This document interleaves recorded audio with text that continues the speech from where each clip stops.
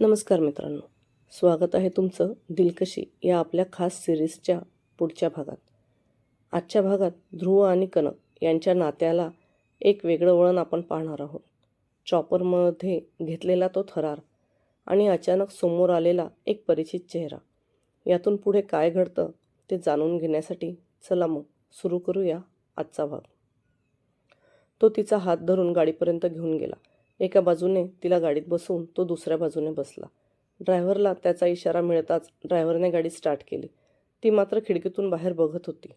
तिच्यासोबत जे झालं ते समजण्याचा प्रयत्न करत होती. थोड्या वेळात त्यांची गाडी नागपूरच्या बाहेर मोकळ्या रस्त्याला धावू लागली. गाडी थांबली तसे ड्रायव्हरने तिच्या बाजूचा दरवाजा उघडला. कनकने खाली उतरून पाहिले तर ध्रुव तिच्या समोरून चालत पुढे उभ्या असलेल्या चॉपरकडे निघाला होता.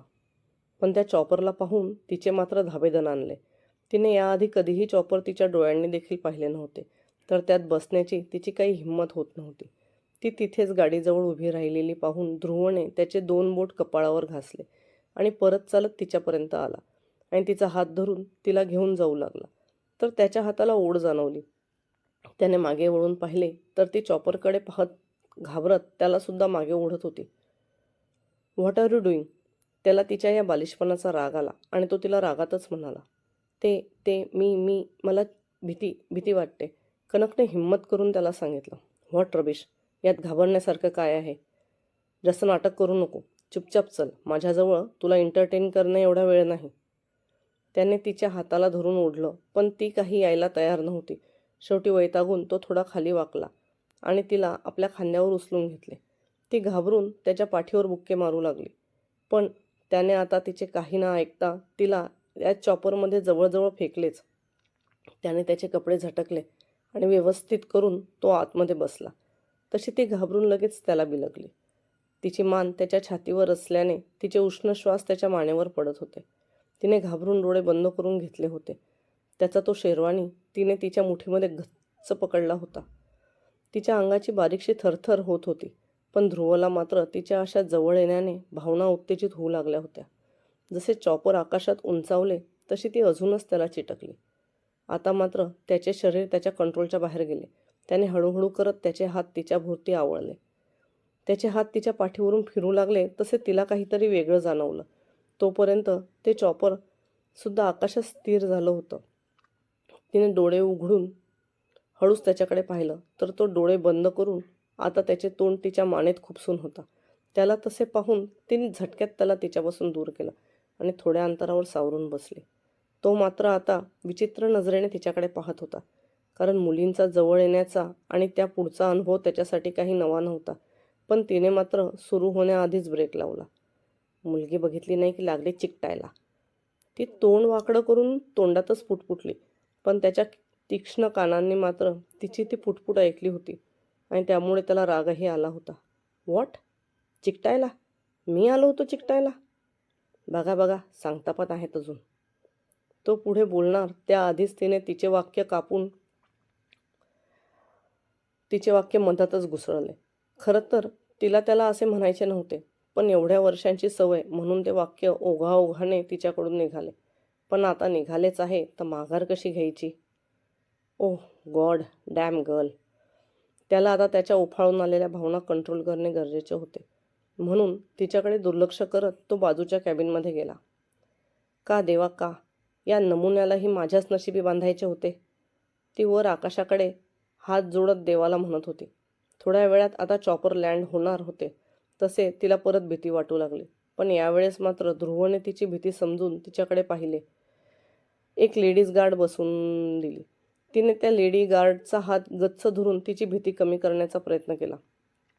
चॉपरमधून उतरून ते गाडीत बसले तसे बाहेर जवळजवळ अंधारच पडला होता. त्यानंतर ना त्याने तिच्याकडे पाहिले होते ना तिने त्याच्याकडे पाहिले होते. तो तिला कुठे घेऊन आला होता आणि आता कुठे घेऊन निघाला होता याबद्दल तिला विचारायचे होते. तिला तर त्याचे नावही माहीत नव्हते. पण मगासच्या त्याच्या वागण्याचा राग आला असल्याने ती त्याच्याशी काहीच बोलली नाही. बाहेर जरी अंधार असला तरी घराला भरपूर लाइटिंग आणि फुलं लावून सुशोभित करण्यात आले होते. बाहेर काही बँडवाले बँड वाजवून त्यांचे स्वागत करत होते. त्याने तिचा हात धरला आणि घरात उंबरठ्याजवळ घेऊन आला. तोच आतून त्याच्या आईचा आवाज आला. ध्रुव थांब, तिथेच. आत येऊ नकोस. त्याची आई दरवाजात येऊन उभी राहिली. तिच्या मागे एक बाई होती. तिच्या हातात पूजेची थाळी आणि तांदळाचा कलश धरलेला होता. त्या बाईने तो तांदळाचा कलश दरवाजाच्या उंबरठ्यावर ठेवून त्या थाळीने दोघांची पूजा केली. कनकला आपल्या उजव्या पायाने तो कलश कणलवून आत येण्यास सांगितले. कनक आत आली. तिच्या कानावर आवाज आला, कनू बेटा, आता माझ्याकडे बघणार पण नाही. पण एवढा वेळ जी मान खाली घालून उभी होती ती ओळखीचा आवाज येताच वर पाहू लागली आणि समोर त्याच्या आईला बघताच तिचे डोळे आश्चर्याने विस्फारले आणि ती मोठ्याने जवळजवळ ओरडलीच, अनु आत्या. कनक बाजूलाच काही न पाहता लगेच त्यांच्या मिठीत शिरली आणि रडू लागली. अनुजा म्हणजे ध्रुवची आई सुद्धा तिला मिठीत घेऊन रडत होत्या आणि ध्रुव मात्र आश्चर्याने त्या दोघींना पाहत होता. त्याने कनकची तशी पूर्ण माहिती काढली होती, पण त्याच्या आईचा आणि तिचा काही कॉन्टॅक्ट असेल हेच त्याला माहीत नव्हते. त्याच्या आईबाबांनी पळून जाऊन लग्न केल्याने अनुजाच्या आईवडिलांनी पुन्हा परत तिचे तोंड पाहिले नाही आणि तीसुद्धा पुन्हा तिच्या माहेरी कधी गेली नाही. त्यामुळे ध्रुवला त्याच्या आजोळीबद्दल काही माहीत नव्हते. मध्ये मध्ये अनुजाचा भाऊ आणि वहिनी तिला गुपचूप भेटायला दिल्लीला येत, पण त्या दोघांच्याही ॲक्सिडेंटनंतर तर तिचे माहेर संपल्यात जमा झाले. ध्रुवने त्या दोघींना डिस्टर्ब न करता गुपचूप तिथून काढता पाय घेतला, पण अनुजाने मात्र त्याला टोकलेच. कुठे निघाला ध्रुव? अजून पण काही विधी बाकी आहेत. आई प्लीज, मी आता खूप थकलो आहे.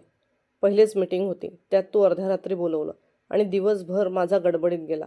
I need to proper rest. असं म्हणून तो बेडरूममध्ये गेला. त्याच्या आईनेही त्याची परिस्थिती समजून घेत सध्या त्याला आरामाला मोकळं सोडलं. अनु आत्या, तुला माझी कधीच आठवण आली नाही. तू मला मम्मी पप्पा गेले त्यानंतर एकदाही भेटायला आली नाही. अनुजा तिला रूममध्ये घेऊन आल्या होत्या. कॉटवरती त्यांच्या मांडीवर झोपली होती आणि त्या तिच्या डोक्यावर मायाने हात फिरवत होत्या. कनकसुद्धा किती वर्षापासून याच मायासाठी पारखी झाली होती.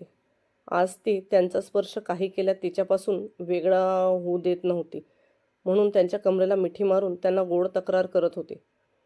तुझी आठवण येणार नाही असे कसे होईल? तुझी आठवण फार आली, पण मी आजी आजोबांजवळ जाऊ शकली नाही. परत तुझ्याबद्दल बाहेरून चौकशी केली तर तुझे मामा मामी तुला कुठेतरी घेऊन गेले त्याबद्दल काही समजले नाही. पण असे वाटले की मामा मामीच घेऊन गेले म्हणजे तू ठीकच असशील. शेवटी कोणता भाऊ आपल्या एवढ्या गोड भाचीला त्रास देईल? त्याने तिच्या चेहऱ्याहून हात फिरवला, पण डोळ्यात मात्र त्यांच्या पाणी आले होते. कनकने तिचे डोके त्यांच्या मांडीवरून उचलले आणि त्यांच्याकडे बघू लागली. गोड? मी जर गोड असते तर मम्मी पप्पा मला सोडून कधीच गेले नसते आणि तूसुद्धा माझ्याकडे पाठ फिरवली नसती. तिच्या डोळ्यातून अश्रू आले तसे अनुजांनी ते आपल्या हाताने पुसत तिला म्हणाल्या, सोड तो विषय. आता तर सगळं ठीक झालं आहे ना. आता यापुढे तुला कधीच कोणत्या गोष्टीचा त्रास मी होऊ देणार नाही. तुला माझ्यापासून कधीच दूर करणार नाही. दोघी परत एकमेकींच्या मिठीत शिरल्या आणि रडू लागल्या. ध्रुव रूममध्ये येताच त्याने त्याची ब्रँडेड सिगरेट पेटवली आणि तिचे कश घेत विचार करू लागला. मगाशी कनक जेव्हा त्याच्या जवळ आली तेव्हा ती उत्तेजना त्याला काही वेगळी होती, पण इतर वेळेस जेव्हा तो मुलींच्या जवळ जायचा तेव्हा ती फक्त त्याच्यासाठी शरीराची एक गरज असायची. पण कनक ती त्याला काही वेगळीच भासली. पण नंतर लगेच तिच्या आलेल्या रिॲक्शनवरून ती खरंच त्याच्यापेक्षा वयाने लहान आहे याची त्याला जाणीव झाली. त्या दोघांमध्ये जवळजवळ 8 वर्षाचे अंतर होते आणि हे अंतर त्याच्या दृष्टीने बरेच जास्त होते.